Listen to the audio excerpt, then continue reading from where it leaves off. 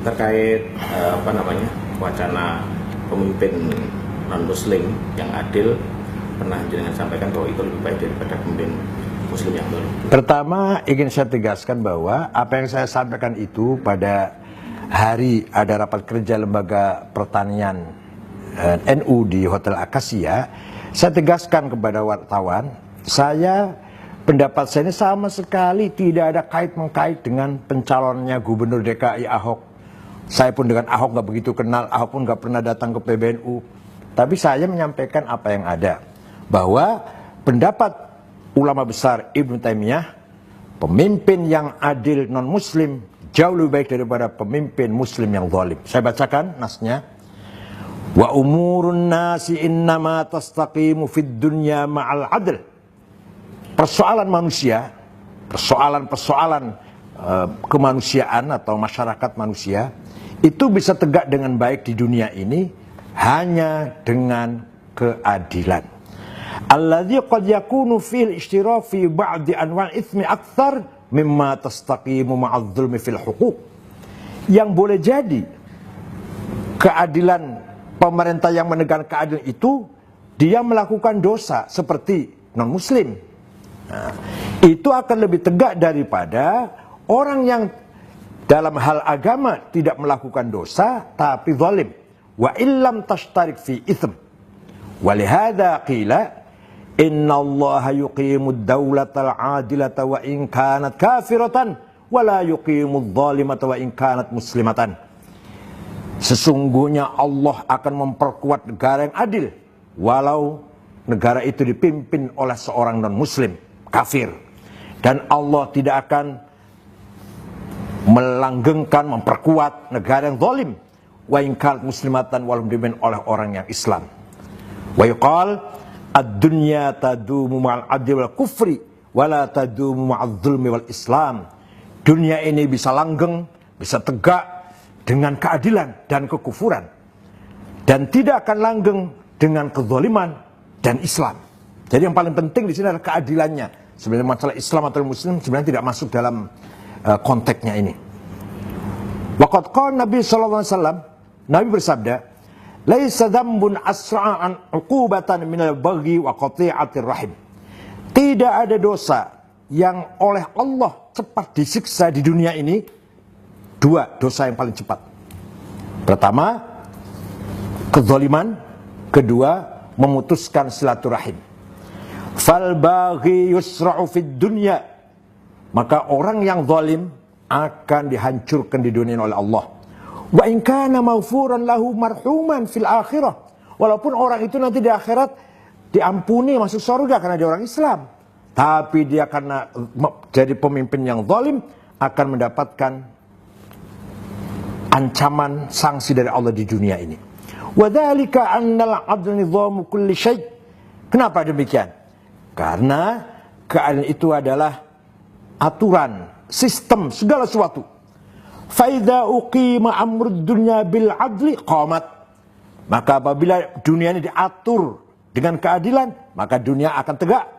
Wa illam yakun li sahibiha min khalaq. Walaupun pemerintahnya karena dia bukan muslim, di akhirat nggak akan dapat pahala. Wa mata lam taqum bil 'adlam taqum. Dan ketika dunia ini tidak diatur dengan keadilan, maka dunia tidak akan tegak, akan hancur.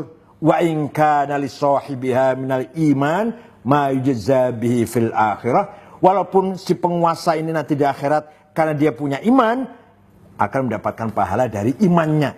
Tapi di dunia ketika dia memimpin pemerintahan dengan zalim walaupun muslim akan hancur.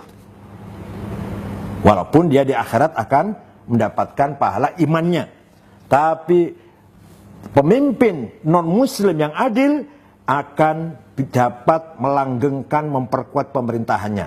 Walaupun di akhirat dia tidak akan mendapatkan pahala karena dia tidak mukmin, tidak beriman. Sekian, mudah-mudahan menjadi paham kita semuanya. Kemudian ada juga yang beropini bagaimana jika itu dibandingkan dengan beberapa ayat-ayat yang ada di Al-Quran. Ada ayat Quran mengatakan la yattakhidhul mu'minuna al-kafirina awliya min dunil mu'minin. Jangan sekali-kali orang mukmin mengangkat pemimpin yang tidak mukmin atau non muslim itu konteksnya ketika ada pemimpin muslim yang memenuhi syarat. Jadi kalau ada dua orang, dua calon, muslim, non-muslim, sama-sama memenuhi syarat, sama-sama mempunyai kapasitas, kapabilitas, mempunyai akhlak, moral, integritas yang baik, sama-sama orangnya mampu, adil, bersih, maka kita harus mendahulukan yang muslim. Harus itu. Jangan sampai kita mengangkat yang non-muslim. Tapi kalau kira-kira yang muslimnya semua belepotan, hanya ada yang adil, yang kira-kira pantas menjadi pemimpin, kapasitasnya dan integritasnya maksimal, baik, non-muslim. Yang muslimnya kurang memenuhi syarat, tidak memenuhi syarat, maka pilihlah yang adil ini. Di dunia, ini masalah dunia tadi saya katakan. Walaupun di akhirat ini bukan akhirat. Yang muslim masuk surga dapat pahala lah dari imannya, yang muslim akan mendapatkan sanksi dari kekufurannya. Berarti kalau ada yang mengaitkan lagi dengan ayat 13 surat Luqman, misalnya inna syirka la dzulmun adzim, itu jauh. Masalah itu masalah agama. Artinya masalah ini masalah dunia, kepemimpinan ini masalah dunia. Nah, aturan di dunia ini ada keadilan, tadi dikatakan oleh seorang ulama besar Ibnu Taimiyah. Masalah keadilannya adalah sistem segala sesuatu. Kalau sesuatu dengan adil akan baik, kalau tidak adil akan hancur. Masalah iman, musyrik, non-muslim, akhirat. Tadi tegas sekali, jelas sekali. Pemimpin yang adil walaupun non-muslim, pemerintahannya akan tegak. Allah akan mendukung pemerintahan itu. Walaupun si orang ini karena non-muslim, di akhirat akan mendapatkan sanksi dan tidak mendapatkan pahala.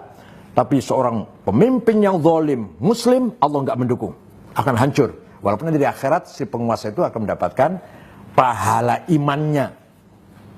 Ya. Nah, kemudian ketika di negara kita ini Indonesia yang mayoritas muslim, dan kita tidak bisa menghadirkan pemimpin muslim yang adil, itu yang berdosa siapa? Semuanya itu tanggung jawab kita semua. Kenapa umat Islam belum mampu melahirkan seorang tokoh pemimpin yang betul-betul memenuhi syarat? Kenapa? Itu dosa kita semua, salah kita semua.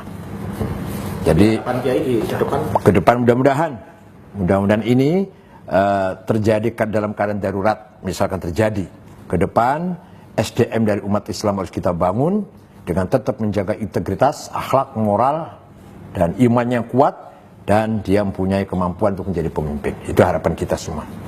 Jangan sampai kita dipimpin oleh orang Islam yang zalim, malah menghancurkan nama Islam itu sendiri.